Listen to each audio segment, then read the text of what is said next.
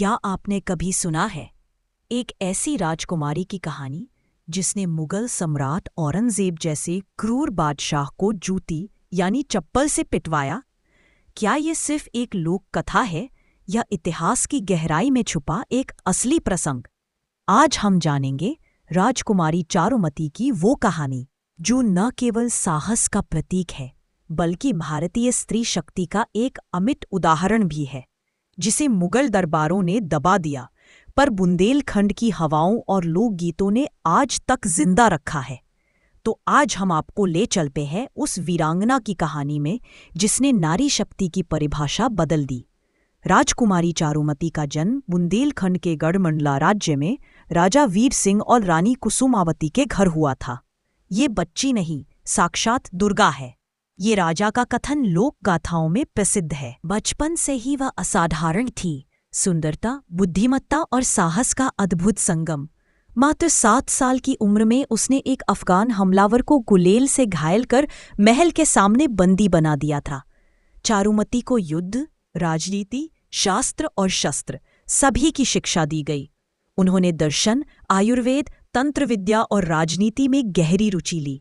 उनका नाम धीरे धीरे आगरा और दिल्ली तक गूंजने लगा और यह नाम पहुंचा मुगल सम्राट औरंगजेब तक।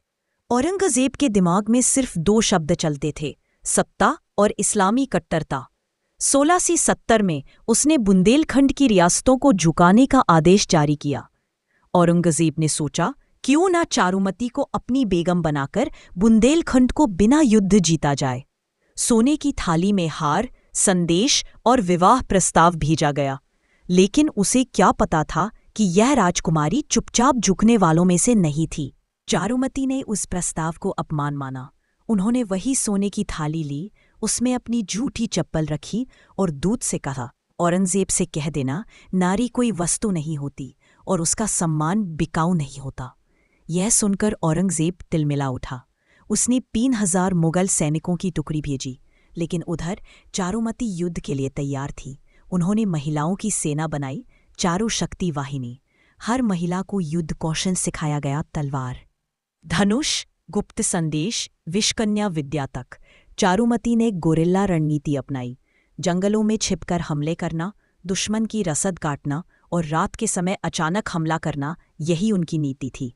और परिणाम, मुगल सेना पूरी तरह बिखर गई और अंत में औरंगजेब का प्रमुख सेनापति बंदी बनाया गया। उसके मुंह में वो झूठी डाली गई जो औरंगजेब के लिए भेजी थी। ये सिर्फ युद्ध नहीं था, ये औरतों के आत्मसम्मान की पुकार थी। पूरा बुंदेलखंड जयकारा करता है, चारुमती माता की जय। युद्ध जीतने के बाद चारुमती ने राजनीति छोड़ दी। कहती है, मेरा कार्य पूर्ण हुआ, अब मुझे तपस्या का पथ बुला रहा है। गोंडवाना के जंगलों में तपस्या करने चली गईं। वहां आज भी चारु कुटीर नामक स्थान है, जिसे कुछ लोकवासी चारुमती की समाधि मानते हैं, जहां उन्हें देवी के रूप में पूजा जाता है। जिस स्त्री ने औरंगजेब को चप्पल दिखाई, वही एक दिन जंगल में गुम हो गई, पर उसका नाम आज भी बुंदेलखंड की हवा में गूंजता है। चारुमती को इतिहास ने भुला दिया, लेकिन लोक कथाओं ने अमर बना दिया। वे आज भी हर उस बेटी की प्रेरणा है जो अन्याय के विरुद्ध खड़ी होती है।